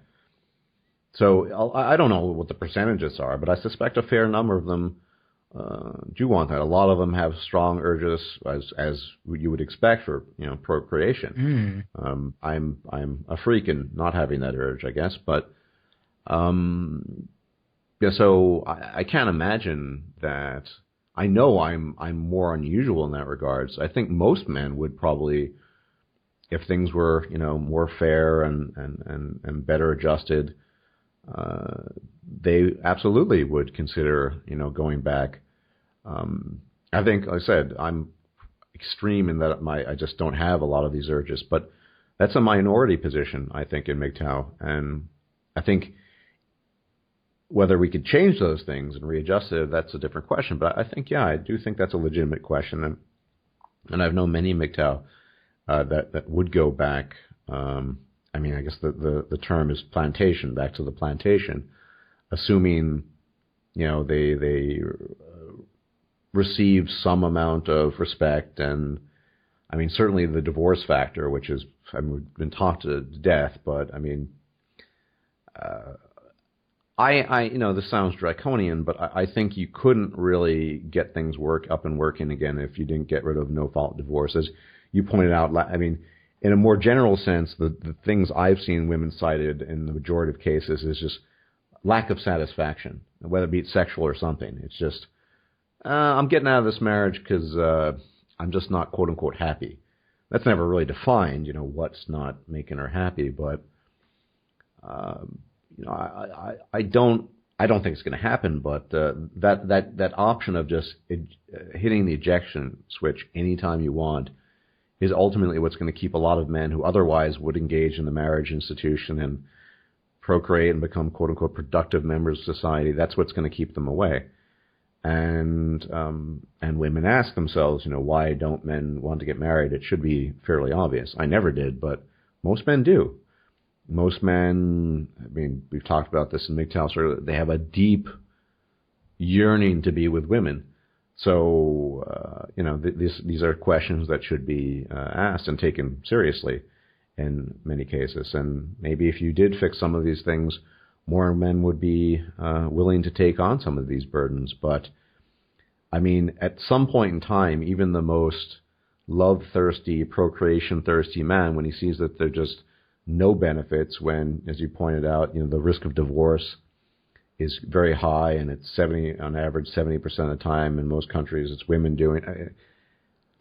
You'd have to be knowing the things that assuming you're going your own way, you'd have to be an idiot or suicidal or something to really think, I'm going to be the exception to that statistic. And I've met some of these guys, but it just becomes too dangerous at some point in time, especially after you've had children. Because, unfortunately, the MGTOW community does have people that are just raging, frothing at the mouth, men going their own way because they had their children stolen away from them and they can't even think. And I don't really blame them per se. It's unfortunate, but they can't even think straight anymore. And, so, yeah, there are a lot of, I think it's something worthy of considering. Why is there a MGTOW phenomenon to begin with? And it doesn't help by merely saying, oh, they're just losers, can't get laid. Doesn't really explain very much. Maybe some of them are, maybe some of them aren't. But these are all questions that, and when, say, Armored Skeptic did his takedown or whatever, I don't follow this Mayor of MGTOW guy, but whatever. But if you actually look at some of the things the Mayor of MGTOW was saying, as you pointed out in your video, given women's extremely high expectations, their demands, their lack of concern for men, is it really that hard to understand why men would just take a pump and dump attitude towards women in light of that? Well, not really, because you see an insurmountable mountain in front of you in some cases, and you just think, well, why would I bother? What's the phrase? Why do something the cow and the milk for free? What's that phrase or something like that? Yeah, why? Milk's not worth the squeeze or something? Well, the juice isn't worth the squeeze, but yeah, something, I forgot the cow one. But so even though I don't necessarily agree with the way, or I wouldn't do that myself. Why buy the cow when you can get the milk for free? That's it. Right. It just, how this could actually, these changes could be affected, I have no idea. But I do think the education thing could be a key factor, if only because, as I said, it's an inevitability that as more and more men are disenfranchised, and just end up just doing the bare minimal to get by and don't want to be overstressed, because if you're not going to, have a wife you're going to come home to and children, there's no reason to engage in a lot of this excessive stressful labor, frankly speaking. One thing which really does interest me on this topic is talk to any teenage boy and just ask them what they want, and then come back when they're in their mid-20s. The teenager, it's almost always, well, I want to get a girlfriend and have a house and a job, and ask them when they're in their 20s. Anything else is the answer. Yeah, pretty much. I think it's weird. It's like it's sort of it's almost like it's a natural urge that men have that then just gets beaten out of them by the situation that they find themselves in. I think so. I think that's often the case. I mean, I've said this before.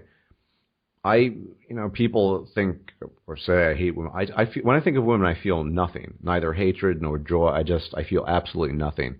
I find them mildly attractive. That's about it. I don't even, beyond that, I don't really have much thoughts towards them. And I'm honest. I don't care about the general welfare of women. I don't care that, oh my God, the women's were raped. And I mean, I find it hard to care about the general welfare of women when they don't care about the general welfare of men.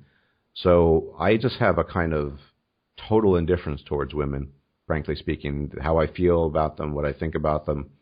I'll perfectly willing to converse with them if they have something interesting to say, which frankly speaking isn't very often. It's the fact that you treat them like individuals and assess them on individual merit, not like some group entity. Yeah.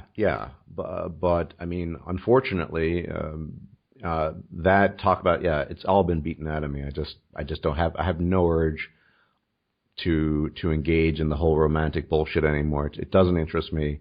Been there, done that, not worth it, too stressful, costs money. My life is so much better and more peaceful and just enjoyable without having to deal with all that crap, frankly speaking. Makes perfect sense. Yeah, if there are plenty of MGTOW that still date and do all of that, but they do so with a certain knowledge of the risks and the benefits and all of that. False rape accusation, as we know, is a kind of serious thing these days. The whole Tobuscus affair, whatever the hell the guy's name is, on YouTube. It's sad that we live in a society where a Tumblr post is enough. Yeah, well, isn't that the phenomenon now that the details of rape are first reported on Tumblr rather than the police or the authorities? Yeah, it's bizarre, and it's one of the things that just annoys me about that is what happened to this thing, which seems to be general knowledge not all that long ago, that if you are the victim of any sort of crime like that, stay quiet, go to the police, tell them. Because as soon as you make it public, the person that did it to you is going to run. Yeah. Make it so that they don't know what's happening, and then at some point a couple of police just show up, and they've got them. They don't even have to arrest them, but they can just talk them. They know who they are, where they are. They can get that immediate interaction if it's necessary. But nope, it's just spam it all on the internet. Yeah, which really does them a disfavor. It makes you think maybe it's not legitimate. I mean, if your first reaction is just a spam on Tumblr, is it likely that it's true? I mean, maybe. I don't know. But in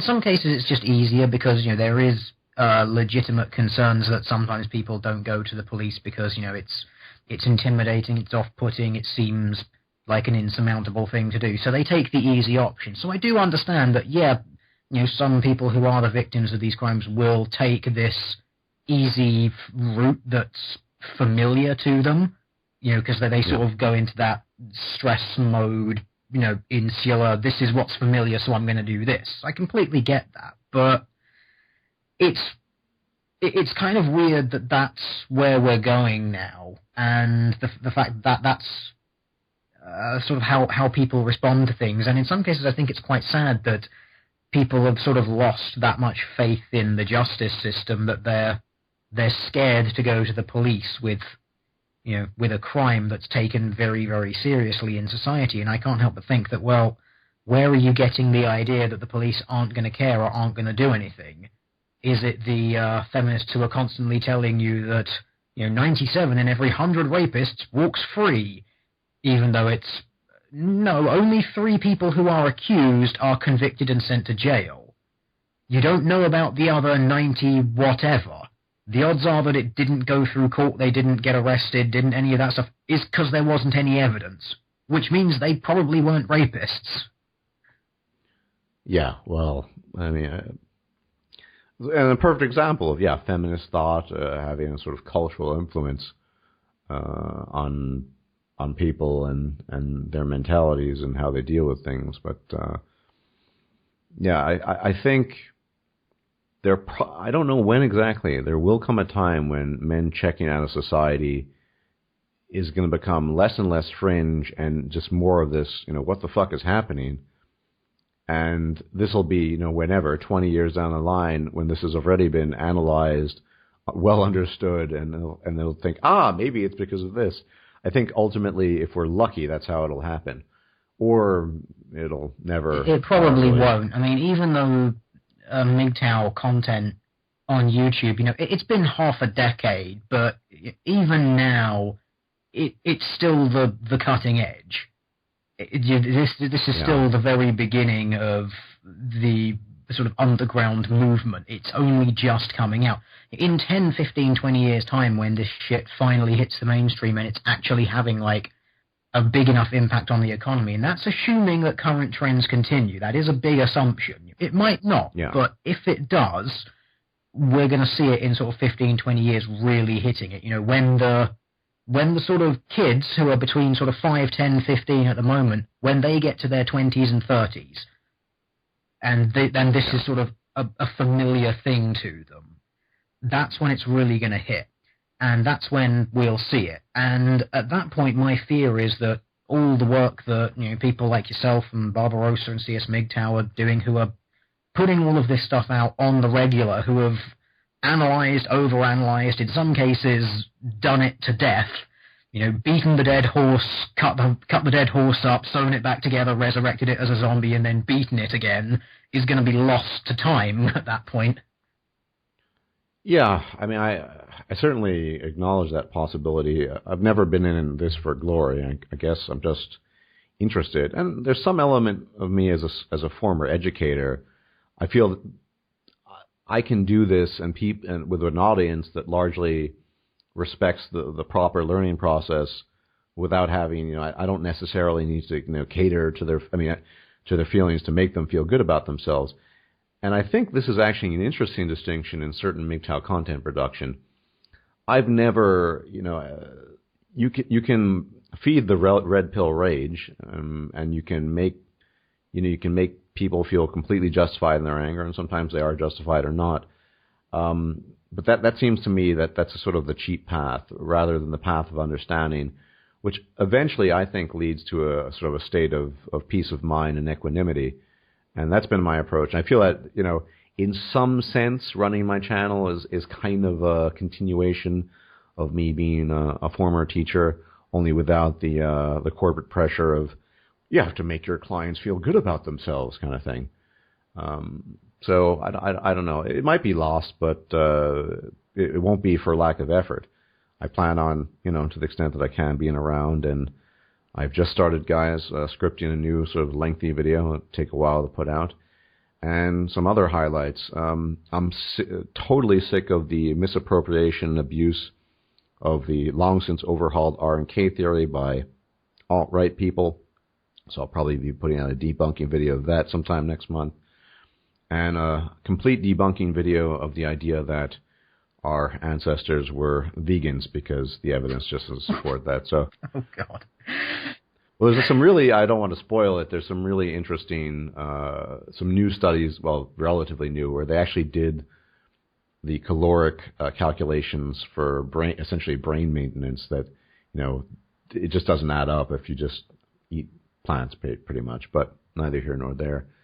Mysteriously, there are a shit ton of peanuts around, right? That's the magical explanation that does it. Yeah, yeah, pretty much. So I will, I also did an interview with some guy named Feminist Flow, or I don't know. So that'll be out at some point in time. And he asked me about, my approach and all that. And, as always, I'm just a guy who makes videos with a certain perspective. And, yeah, I plan on continuing to do so. And I think this has been a great talk. And I also think that, once again, the fact that Teal Deer put that video out and the way he did is really critical. I'm hoping it has a massive impact. I'm a bit cynical. Maybe it won't. But someone who, I guess, effectively has his foot in the mainstream doing that is definitely a step in the right direction at the very least. Yeah. Hopefully it will have some impact.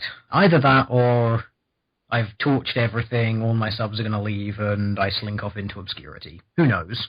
I think that's very unlikely. It's fine, I'll put out a Lacy Green video tomorrow and everyone will forget all about it. The bloodbath will continue. I have a bad feeling that seems to be the case. People will look at that or the Cultine trilogy and it'll get them thinking for an hour or two at best, and then it's back to just Lacy Green pomade. Anita Sarkeesian released a new video. Oh really? Okay.